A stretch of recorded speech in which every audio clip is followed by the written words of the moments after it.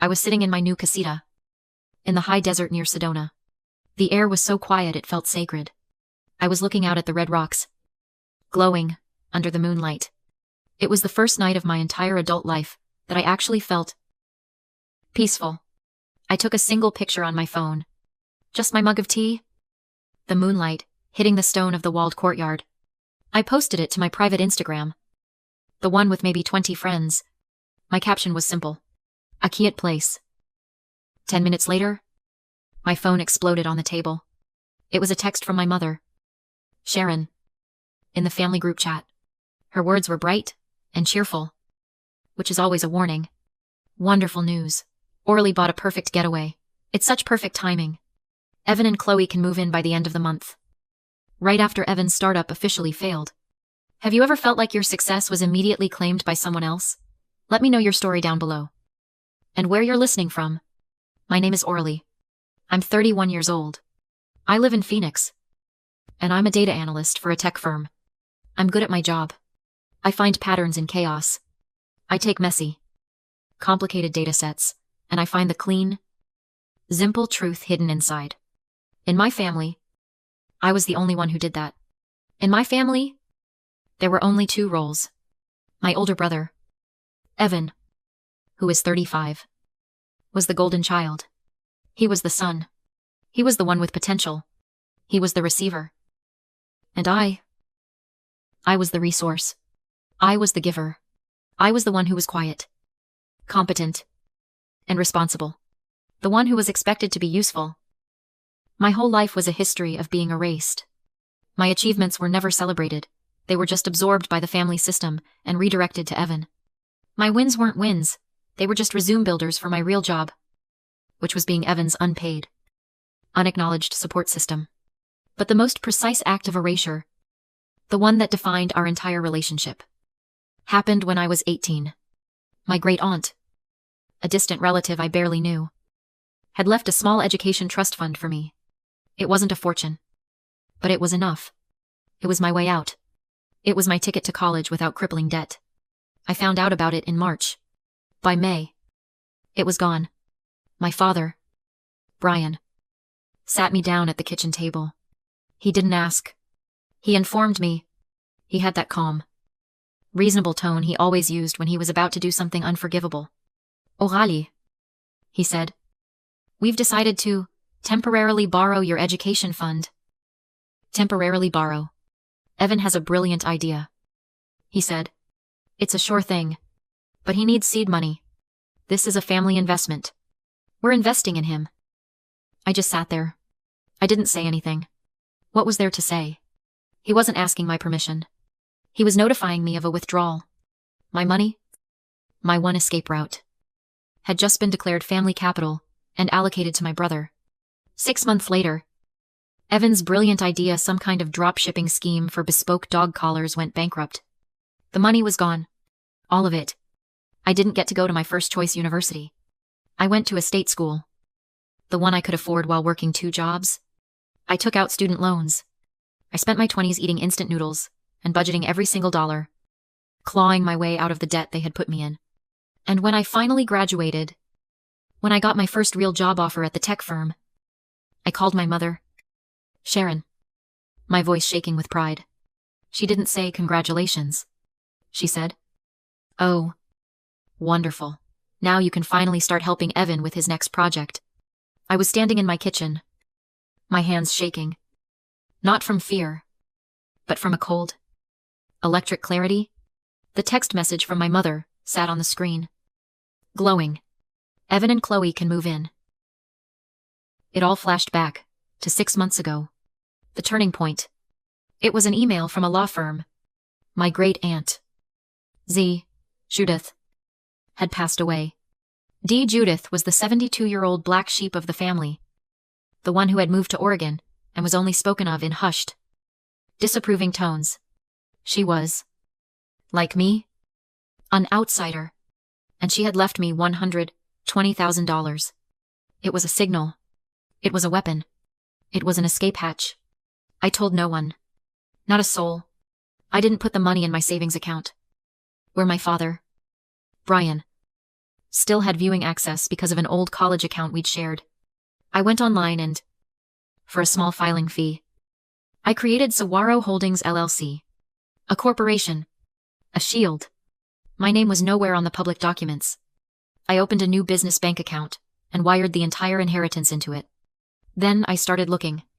Not for a getaway, as my mother had called it. I was looking for a fortress. I found it in the high desert, 2 hours outside Phoenix. The listing called it a mid-century modern casita, with potential. The reality was that it was a ruin. The roof was leaking. The windows were cracked. And it was suffocating under decades of neglect. It was perfect. I bought it cash. Through the LLC. I spent the next 3 months driving up every single weekend. I learned how to patch a roof. I learned how to install drywall. I tore out the old, rotting carpets with my bare hands. I installed new steel frame doors, commercial-grade deadbolts, and smart cameras that covered every inch of the perimeter. When I was done, I stood in the walled courtyard, breathing in the smell of the desert after the rain, that sharp, clean scent of sage and creosote. That was the smell of my freedom. And now, standing in that same courtyard, my phone rang. The group chat was the announcement. This was the follow-up. My father. Brian. I let it ring 3 times. I took a breath. I answered. Hello. O'Reilly. His voice was the one he used for business. Calm. Rational. And completely devoid of warmth. The voice that meant he was about to steamroll me. I saw your mother's text. We're all very excited. I waited. Silence is a weapon he never knew how to use. He cleared his throat. Annoyed that I didn't immediately agree.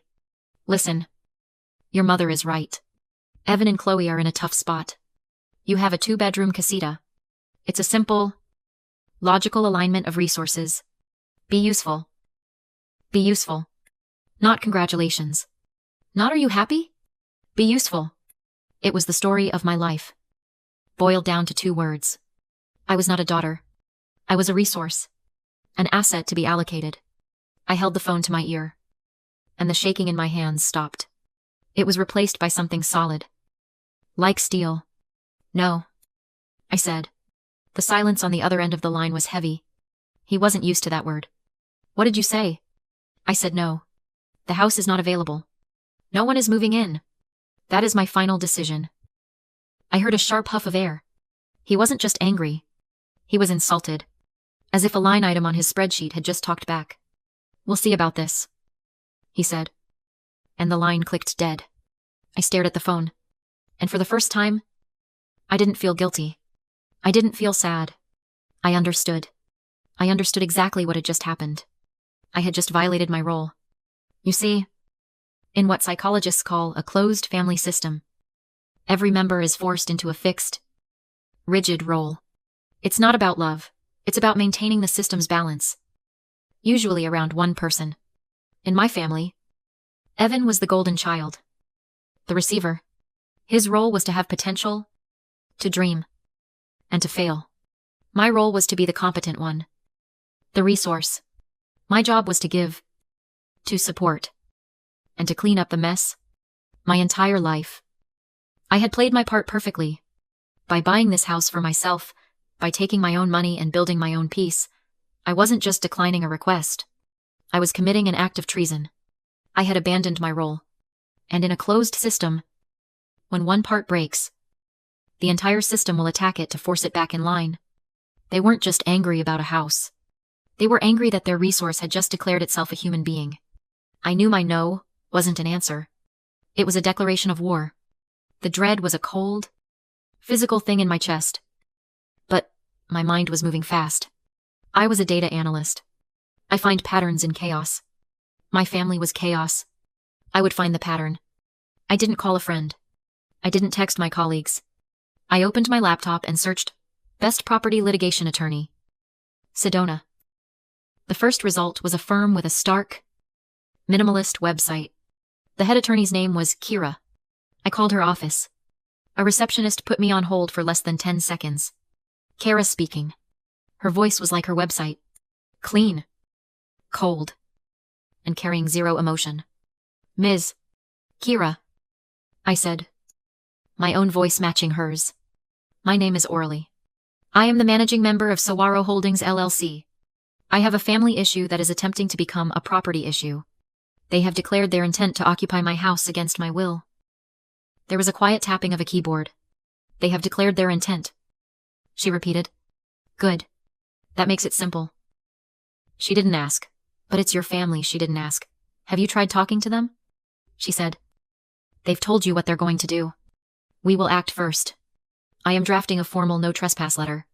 It will be filed with the county sheriff's office and recorded against your parcel number. It will name Brian, Sharon, and Evan. This way, when they show up, you are not a hysterical daughter. You are the representative of a corporation reporting a crime. I felt a wave of relief so strong, my knees buckled. It was the relief of being seen. Of being believed. What else, I asked. You are the managing member, Keira said. Reinforce your perimeter. I drove from the casita.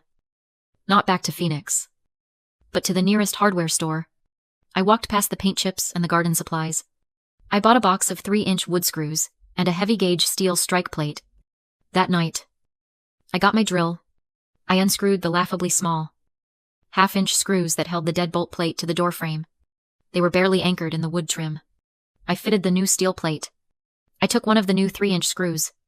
I drove the first one in. The drill whined as the screw bit past the trim, past the jamb, and sank deep into the 2x4 stud that framed the house itself. I drove in the other two. I closed the solid core steel door. I threw the deadbolt. It made a short, final, heavy thunk. It was the sound of no. Forged in steel. The confrontation came 3 days before Thanksgiving. I was in my home office, logged into my work computer, analyzing a data set. The house was blissfully quiet. Then my phone pinged. A notification from the driveway camera. Motion detected. My heart didn't leap. It just started to beat. A slow, heavy, deliberate rhythm. I opened the app. The image was grainy, but clear. A white rental SUV. It crunched to a stop on the gravel. The doors opened. My father, Brian, stepped out, surveying the house like a general. My mother, Sharon, got out, pulling her sweater tight. My brother, Evan, unfolded himself from the back seat. And then his wife, Chloe, looking tired and pale. They had suitcases. 4 of them. And then a 5th person got out of the passenger side. A man in a work jacket, carrying a long metal toolbox. My blood went cold. They hadn't just ignored me. They had planned. They had budgeted. They had brought a locksmith. They all walked up to my front door. The doorbell chimed. I didn't move from my desk. I just watched the porch camera feed.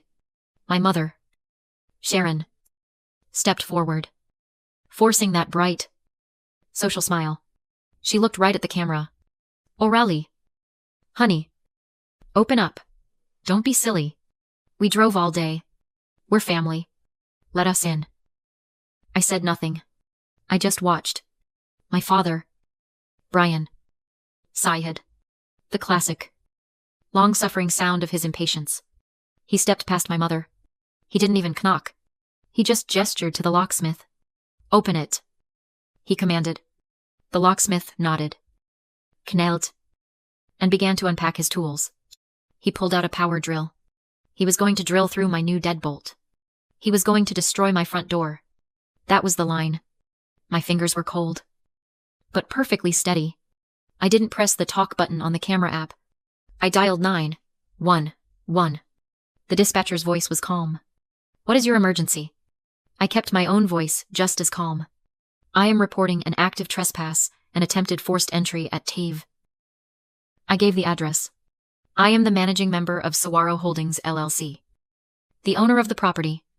The individuals, Brian, Sharon, and Evan Stewart, were served with a formal, no trespass letter. Record number 309B.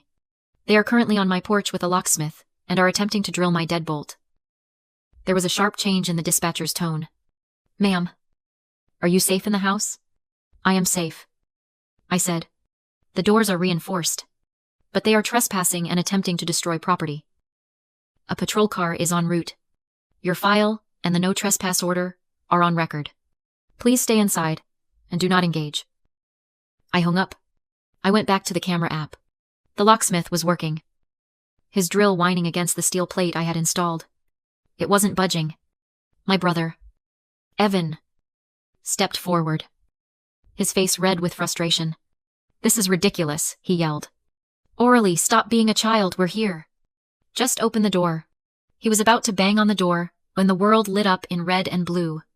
A patrol car crunched up the gravel drive. Its headlights pinning the entire group in a harsh, white glare. They froze. They looked like actors caught on stage when the wrong curtain went up. The locksmith dropped his drill as if it were on fire. A deputy stepped out of the car. He was tall, calm, and looked deeply annoyed.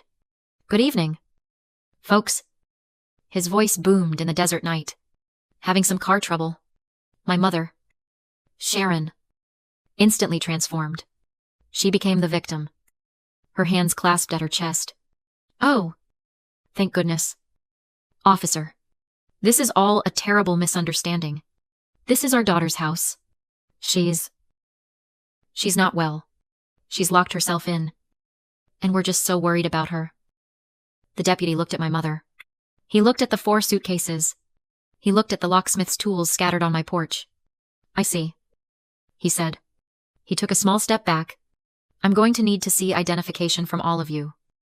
My father, Brian, stiffened. His CEO voice came on. Officer, I really don't think that's necessary. This is a private family matter. It became a property matter. Sire, the moment this gentleman, he motioned to the locksmith, pulled out a drill. Identification. Now. One by one. They handed over their licenses. The deputy looked at each one. Brian Stewart. Sharon Stewart. Evan Stewart. He looked at his clipboard. Well, good news and bad news, the deputy said, flashing his light on the paper. Good, I know what's going on. Bad, this property isn't owned by Orally. It belongs to Saguaro Holdings LLC. And I've got a filed no trespass order from their counsel barring all 3 of you. Silence. My mother's face crumpled. An LLC, she stammered. That's just paperwork. I'm her mother, ma'am. The deputy said flatly. There's no family right in criminal trespass. You were warned. He turned to the locksmith. You're lucky I'm not arresting you. The locksmith's hands shook as he packed up. He told me it was his daughter's house. I'm done. He fled. My father growled. This is harassment. Our lawyers, that's your right, said the deputy. Call them from a hotel. Tonight. You leave this mountain.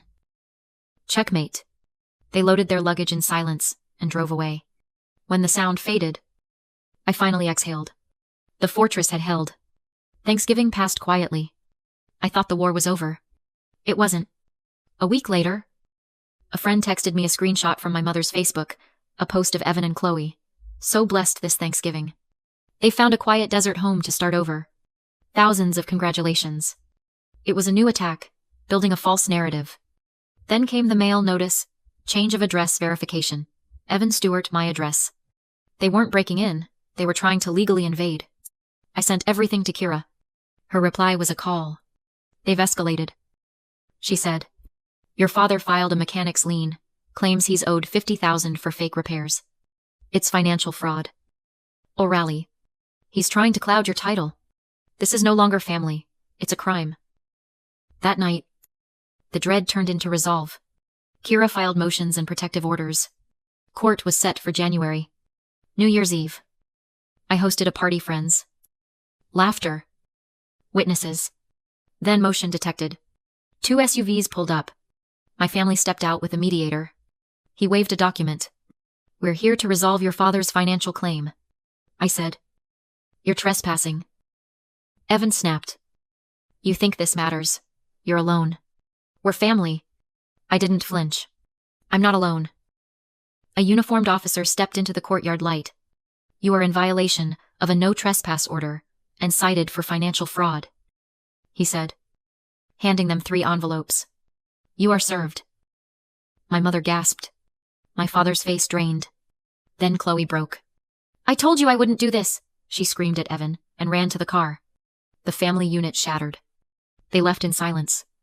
I shut my steel door and turned to my true family, the ones who stayed. The desert air was clear. Peace had a sound. And I finally heard it. This is for anyone ever treated as a resource instead of a person. Your peace isn't given, it's built. With boundaries. With courage. And with the power to say no. You are not alone.